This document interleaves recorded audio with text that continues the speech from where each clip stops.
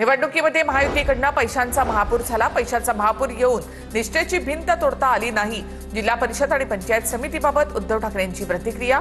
येणारा उद्याचा काळ आपला असेल, उद्धव ठाकरेंची प्रतिक्रिया। परभणी पालिकेमध्ये ठाकरेंची सेना आणि काँग्रेसचं ठरलं। 2.5 वर्ष ठाकरेंच्या सेनेकडे महापौर पद असेल। सय्यद इक्बाल आणि शरफुद्दीन सव्वा वर्ष महापौर असतील।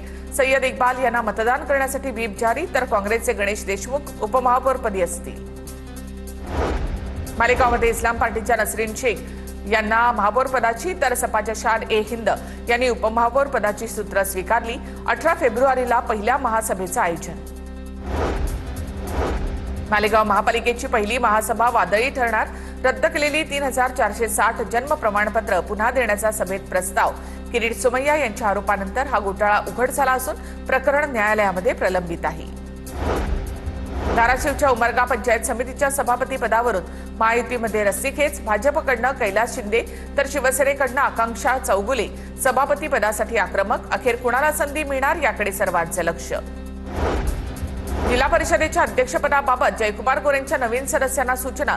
नवीन सदस्यांना माध्यमांसमोर न बोलण्याच्या सूचना, तर जिल्हा परिषद सदस्याला 21 कोटींचा निधी देण्याचा दिलेला शब्द पाळणार, जयकुमार गोरेंचं वक्तव्य। सांगली जिल्हा परिषद आणि पंचायत समिती सदस्यांचा पालकमंत्री चंद्रकांत पाटलांच्या हस्ते सत्कार। सांगली महापालिकेच्या नूतन महापौर आणि उपमहापौरांचा देखील विशेष सत्कार। नाशिक महापालिकेमधील विरोधी पक्षनेते पदाचा निर्णय येत्या 1-2 दिवसांमध्ये होणार। ठाकरेंच्या शिवसेनेचे महानगर प्रमुख प्रथमेश गीते यांची माहिती, तर पक्षप्रमुख उद्धव ठाकरे जो निर्णय घेतील तोच अंतिम असेल, गीते यांची प्रतिक्रिया। सोलापूरमध्ये भाजपमध्ये स्वीकृत नगरसेवक पदासाठी इच्छुकांची मोठी गर्दी। स्वीकृत नगरसेवक पदाच्या 9 जागांसाठी 567 इच्छुकांनी पक्षाकडे मागणी केली। स्वीकृत नगरसेवक पदासाठी रोहिणी तडवळकर आणि पद्माकर काळे यांचं नाव जवळपास निश्चित। रत्नागिरी जिल्हा परिषदेच्या उपाध्यक्षपदासाठी भाजप आग्रही। प्रमोद अधटराव जिल्हा परिषद उपाध्यक्षपदाच्या शर्यतीत। शिंदेच्या शिवसेनेचे माजी जिल्हा परिषद अध्यक्ष रोहन बने यांचा अधटराव यांच्याकडनं पराभव। अभिनेते नाना पाटेकर यांनी सह्याद्री अतिथीगृहावर उपमुख्यमंत्री सुनेत्रा पवारांची भेट घेतली। अजित पवारांच्या निधनानंतर नाना पाटेकरांनी सुनेत्रा पवारांची सांत्वनपर भेट घेतली। मंत्री राधाकृष्ण विखे पाटलांनी केंद्रीय मंत्री राजनाथ सिंग यांची भेट घेतली। मंत्री राधाकृष्ण विखे पाटील आज गृहमंत्री अमित शहा यांना भेटण्याची शक्यता। राज्यातील काही विषयांसंदर्भात भेट घेतल्याची माहिती। मुलांना पीएचडी मिळत नाही तर सारथी योजना कशाला काढली? सारथी योजना फक्त भाषणामध्ये सांगायला काढली का?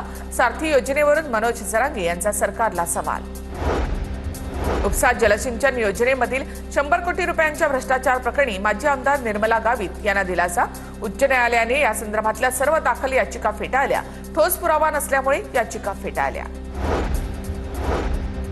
पुण्यातील नालेसफाई 30 एप्रिलपर्यंत पूर्ण करा। दिरंगाई खपवून घेतली जाणार नाही। पुण्याच्या महापौर मंजुषा नागपुरे यांचा पालिकेला इशारा, तर नदी सुधार प्रकल्पाची सद्यस्थिती पावसाळ्यातील सुरक्षिततेबाबत 3 दिवसात अहवाल सादर करण्याचा